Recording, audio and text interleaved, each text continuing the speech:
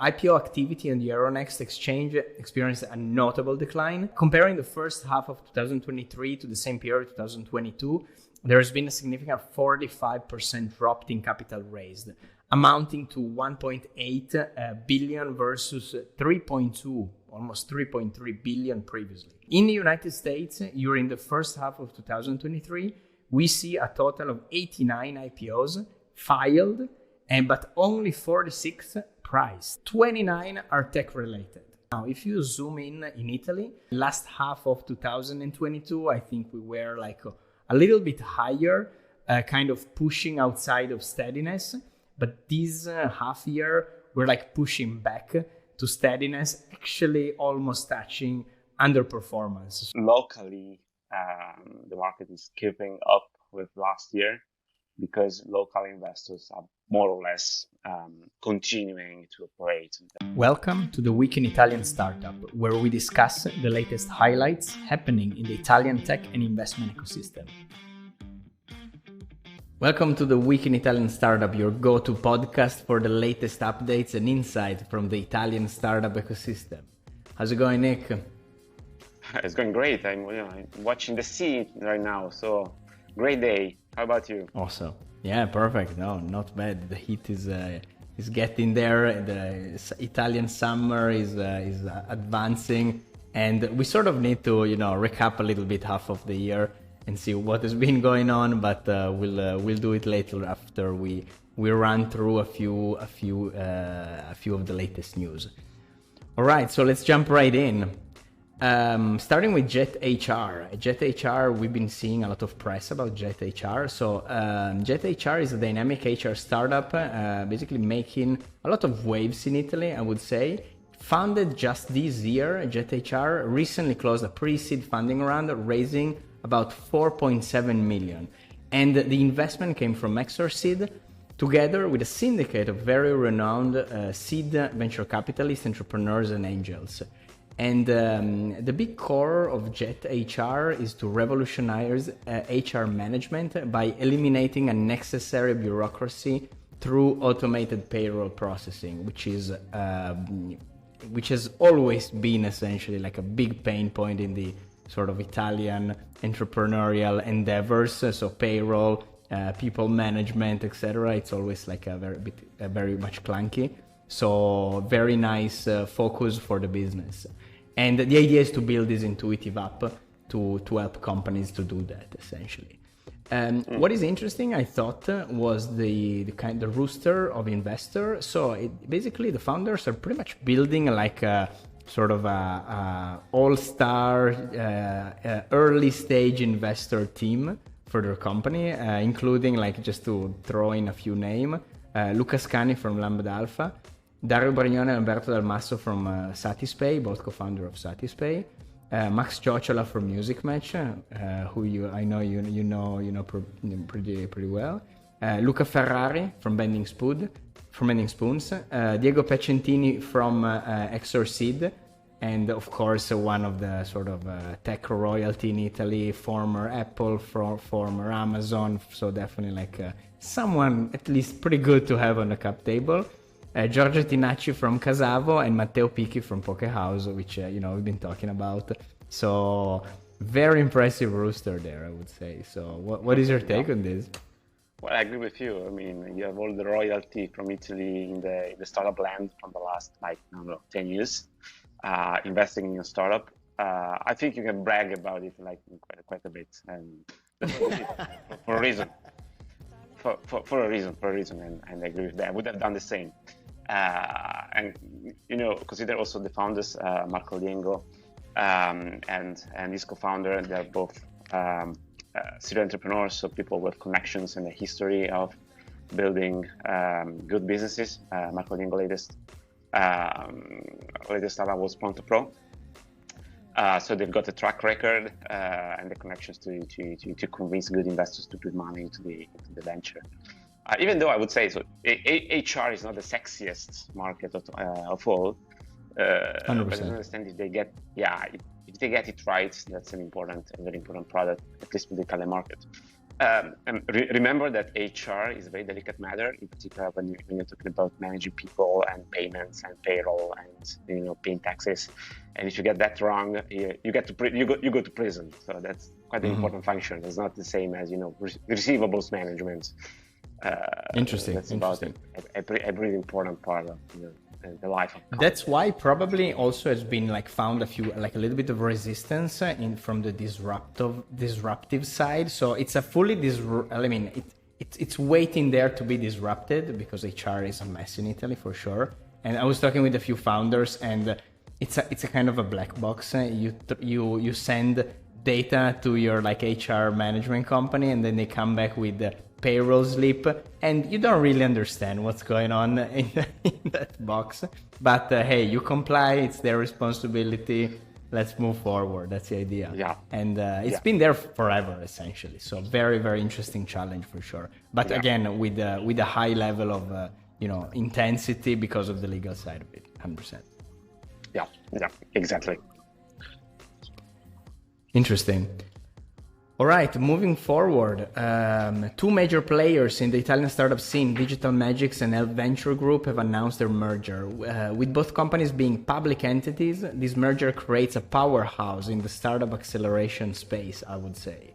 Under the agreement of the terms, interestingly enough, Digital Magics will hold 63% stake, while Venture will hold the remaining 37%. So talking about portfolios, Venture Group currently has investment in over 100 startups with a portfolio value of roughly 30 million euro, while Digital Magic has a portfolio of about 120 startups valued at around 55 million. So basically, with this merger, we've seen the birth of probably the largest accelerator in Italy, I would say. It's so in terms actually of absolute invested money, it's definitely not one of the biggest, but who cares? I mean, they are early stage investors starting at the seed phase, and the portfolio is huge and definitely super interesting with very, very good founders. So now I believe it's the biggest accelerator in Italy right now. Yeah, I think on aggregate, that's for sure. They've been running accelerators, Ventures in particular, since ages ago. Ventures was probably the first structured accelerator in Italy. So I mean, the portfolio dates back at least a decade. And Digital Magics, as a similar age, and has been, is one of the oldest companies operating in the acceleration incubation phase. So I mean, they've got a very long history, a very long track record, and a huge active portfolio right now. Even though at a senior pre-seed stage, but still, they're basically an index on the Italian market right now. That's interesting, and the two indexes are merging together. Yeah, I'm curious to see what are going to be the big announcement happening later on. Are they going to merge operation? Are they going to find what kind of synergies are they going to find? Are they going to sort of step up to a new beast, sort of updating all the different acceleration processes? Are they, because both companies, they have basically a lot of wheels moving on different sides. Incubation to advisory to corporate to a lot of things. So I'm really curious on where exactly they're going to focus right now. So that's something interesting to keep an eye on. I agree. We only know about the final numbers and of the merger agreement, but about operations, we'll see. I mean, we know that the CEO of the combined entity will be the current CEO of Venture, whereas the president, the chairman, will be the current Marco Gai, the current president, Digital Magics. So they are splitting evenly, in a sense, the apical roles. But about operations, I don't know. We'll see. Digital Magics runs a lot of vertical accelerators, whereas Venture historically has been focusing on specific business models. So that's most on SaaS and that type of markets. So we'll see how they will move in the future. And They're also running or co-running a few of the CDP accelerators, probably at least 3, 4 among them. So there are some synergies over there as well. Awesome. Very interesting. We see. Fantastic. So talking about last week, and let's talk about something a little bit sci-fi, I would say. And let's talk about Oversonic Robotics, which is not always so common to find a humanoid robotic company in Italy. So that's pretty impressive, actually. So Oversonic Robotics, Italian-based company, successfully raised €5 million from Sizero, which is basically an investment fund, which we've been talked about. Basically, they focus on cybersecurity and robotics. And the manager of Sizero is AVM Gestioni and Chilometro Rosso. Basically, it's a co-joint child of like both investor and I would say very prominent entrepreneur in Italy to actually boost the robotics space and the cybersecurity space. So as a part of the deal, Sizero has acquired a qualified minority stake in Oversonic Robotics, and basically they have a seat in their board of directors. So pretty interesting way of managing the deal. Very willing to overlook and oversight what is going on in the company. So the idea of Oversonic Robotics is to basically build these humanoid robots that will be able to actually do a lot of tasks in various sectors, including healthcare, hospitality, customer service. I was reading through the specs because I'm a nerd, and so I like to see what's going on behind the robot. Basically it's interesting because there is a lot of tech involved. There is a lot of movement camera. The robot can interact with human by voice. It seems to still have a little bit of limited lifting abilities. I think it's less than 5 kilo, but I'm not sure about this information. And so the idea is really probably that they're probably shooting not really to some heavy industrial application, but more to some smaller, precise task. And talking about healthcare, that's perfect, because then supporting people or just moving stuff around, that can be extremely, extremely valuable. And yeah, definitely a very interesting, an interesting deal there. Yeah. No, I don't have much to add. You said it all. I think it can lift 5 kilos per arm, and can push up to 50 kilos with a trailer. So yes, light work. As far as I understand, it can perform. It can substitute a person in light work. But in dangerous conditions, for example, I don't know, you have to get close to some kind of machinery and some kind of heat or radiation, whatever, and it can substitute a person that's, for example, in that role, in that condition. Makes sense. But as I said, it's very interesting to see an Italian company with this type of technology. So I think it can't jump. But the aim is about substituting people in dangerous conditions, dangerous role in the industrial setting, possibly. I don't know. Yeah. Interesting. One interesting element that kind of emerges from the tech spec is that basically you can add a thermal camera on request, which reading between the line it feels like military application, but again, it's not necessarily. Maybe that's the way. I mean, there is some security, other security application, like home security for sure. But it's interesting that that's one of the specs over there. So yeah, I'm sure. Yeah, it's definitely something that probably militaries have been looking into this space forever, robotics in general. So it makes perfect sense for them. Okay, I was looking at the AP grade. I was curious about the IP34, meaning protected from tools and wires greater than 2.5 millimeters. Protected from water spray. So it's water spray resistant. Interesting. So kids can play in the summer around it. I was thinking exactly the same.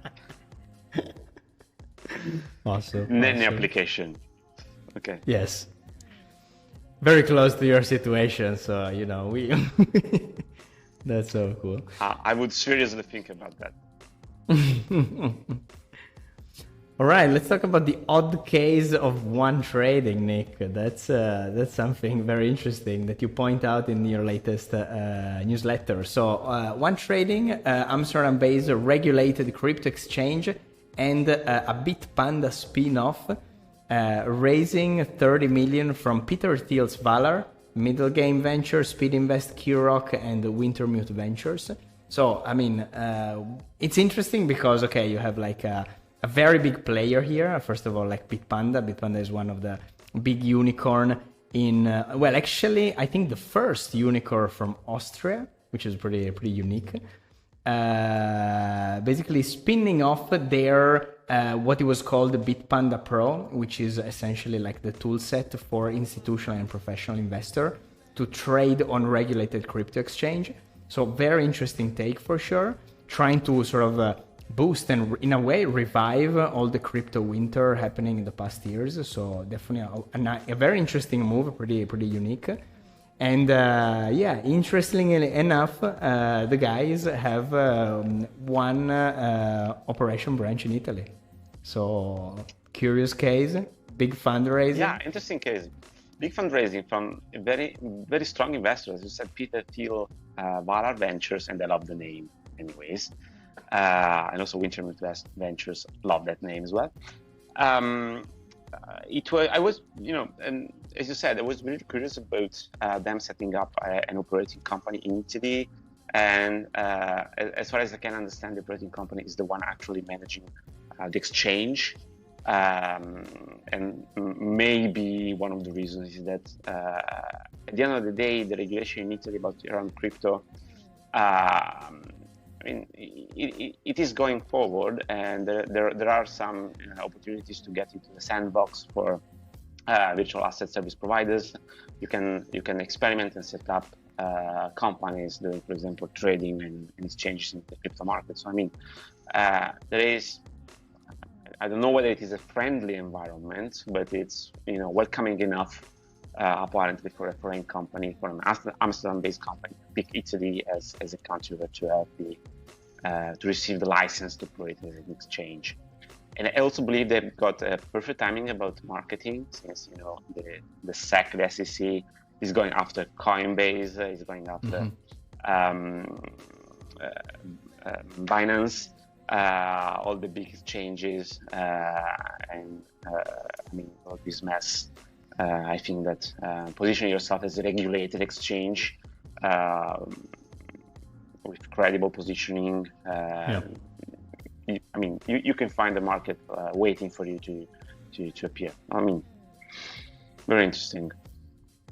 Yeah, it's a good way to sort of build confidence again to the market, the crypto market for sure. I don't know how much it can actually offset the appeal that it was, that people got into crypto also because it was sort of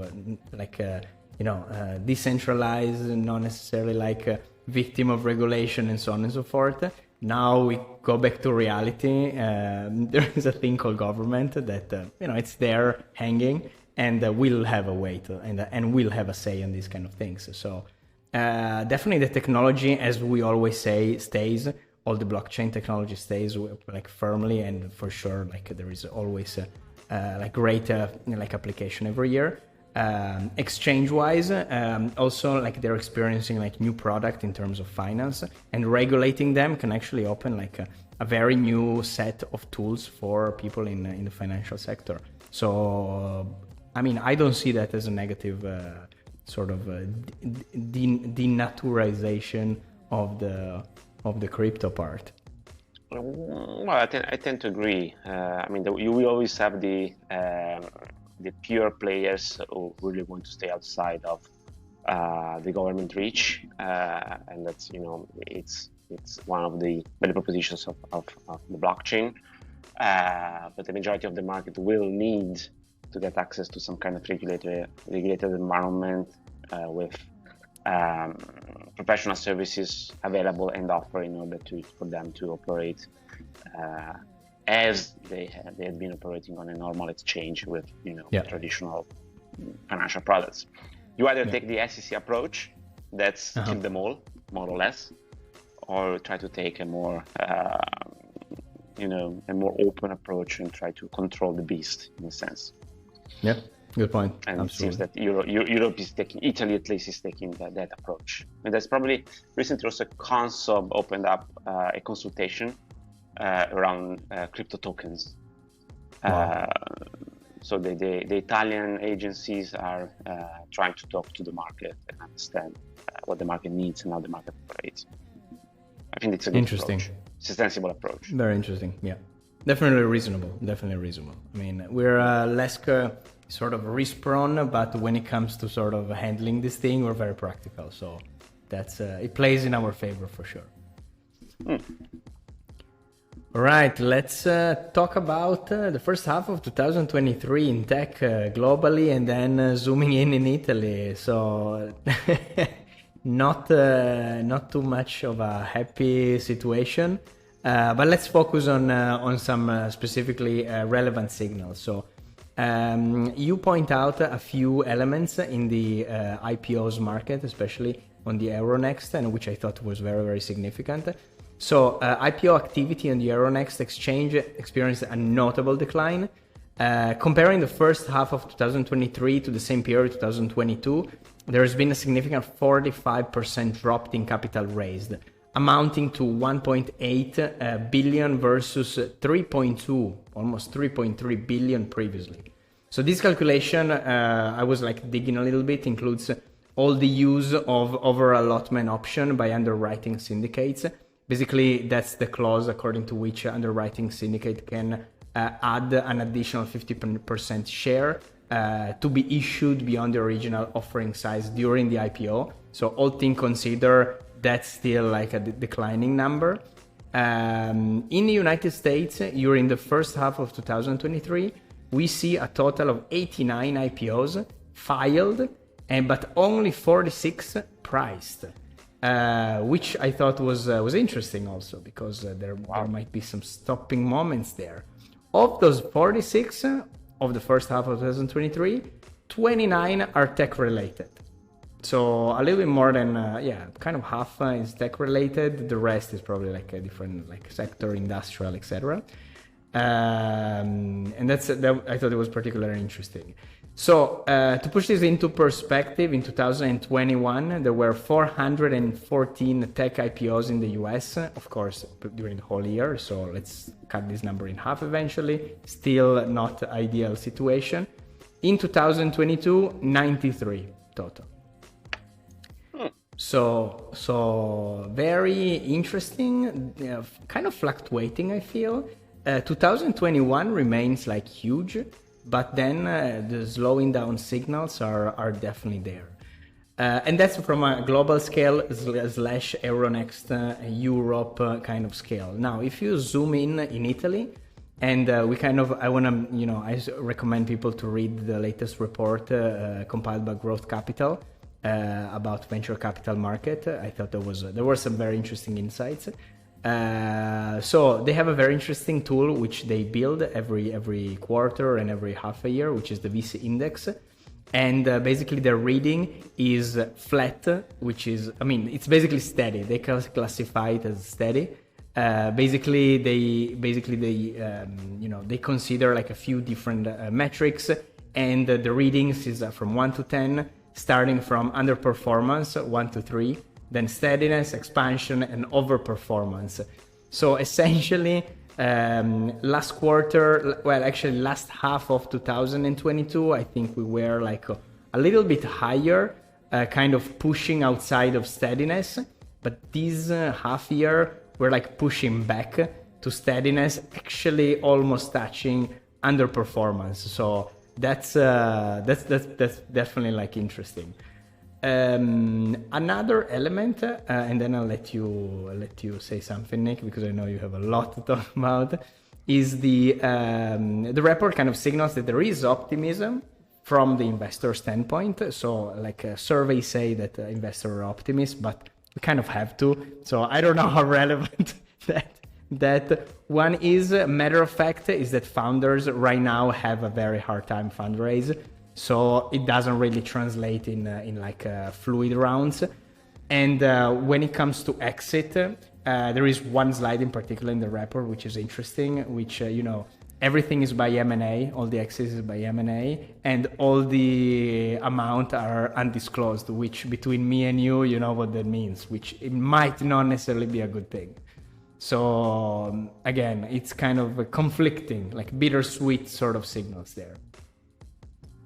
Yeah. Well, no, you probably said already almost all of it, and probably gonna just add a couple of things on the venture capital market in Italy.